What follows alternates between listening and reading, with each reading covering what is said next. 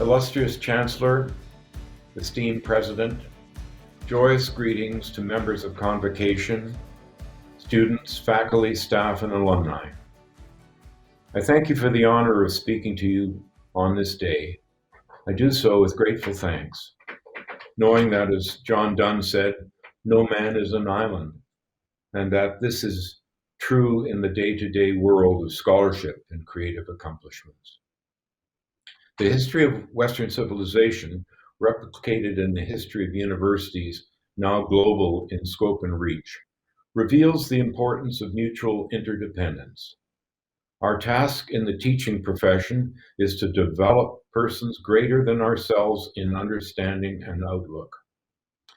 We build on the strength of our predecessors and teachers, and with imagination, evaluation, discernment, and testing, we come at last to new ways of knowing, new ways of thinking. We in the university surf the waves of a time continuum. Nothing is static. All is in flow, and we move towards our objectives, some reached and others not, that will soon be replaced by newer ways of thought and comprehension.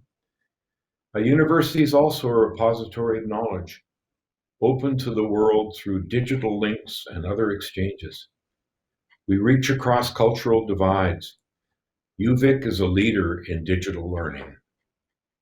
My association with this premier institution of higher learning has been a lifelong one and is deeply entrenched in the history of how Victoria High School gave birth to Victoria College and then to the University of Victoria.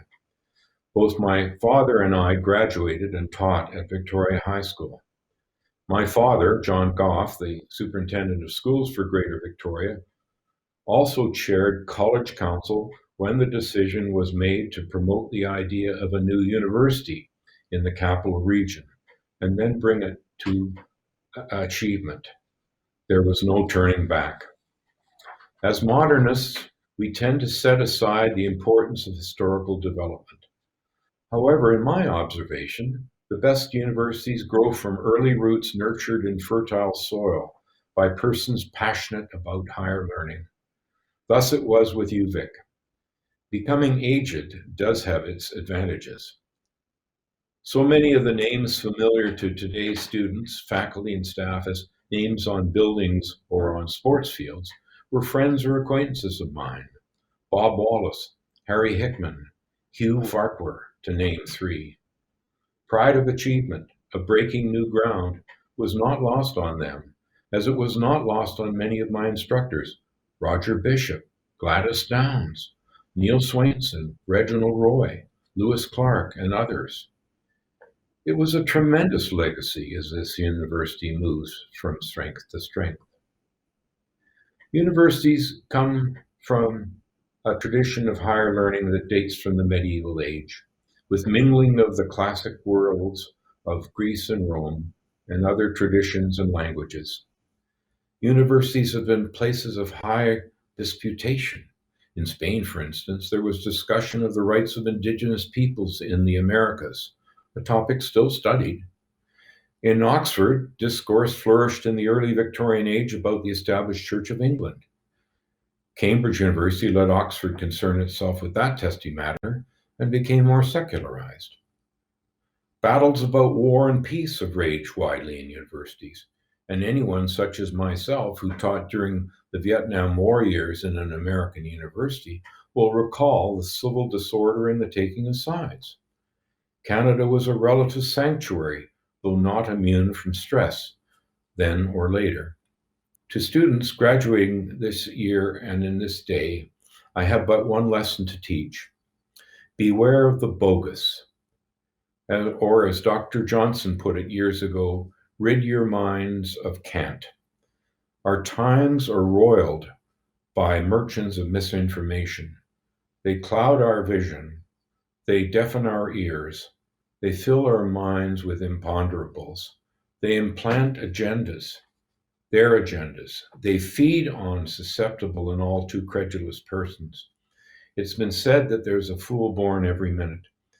And there is still no substitute for the principles that Aristotle laid down so many years ago, to define the problem, to collect and evaluate the evidence, then to use the empirical method to reach rational and evidence-based conclusions.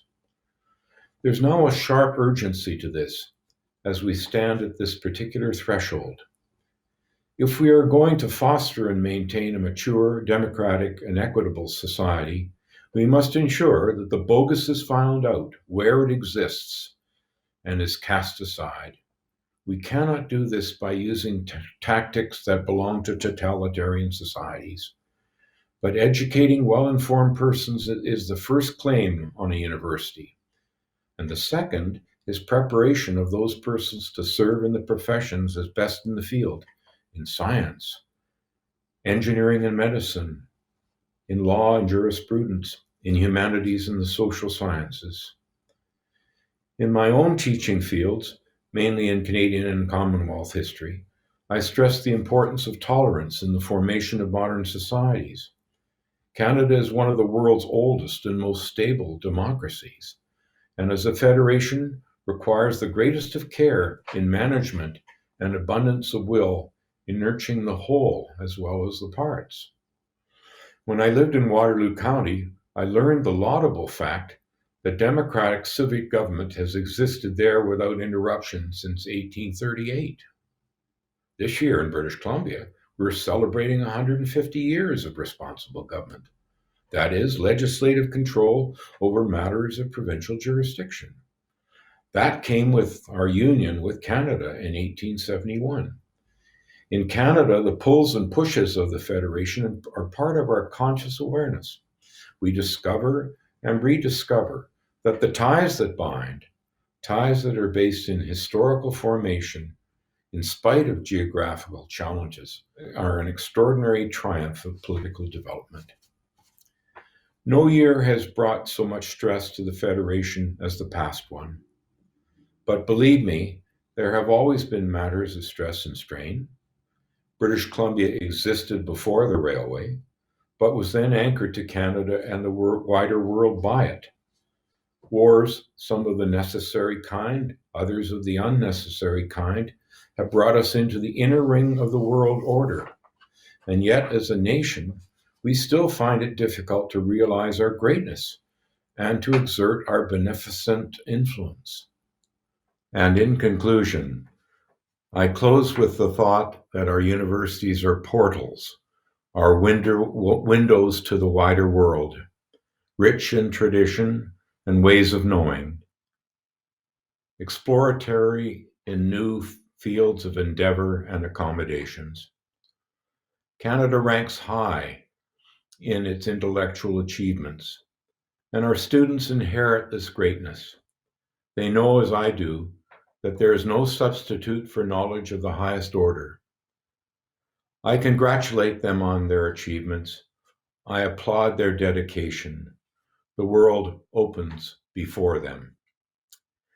To the University of Victoria, my alma mater, I express deepest thanks for this honor that has been so generously bestowed.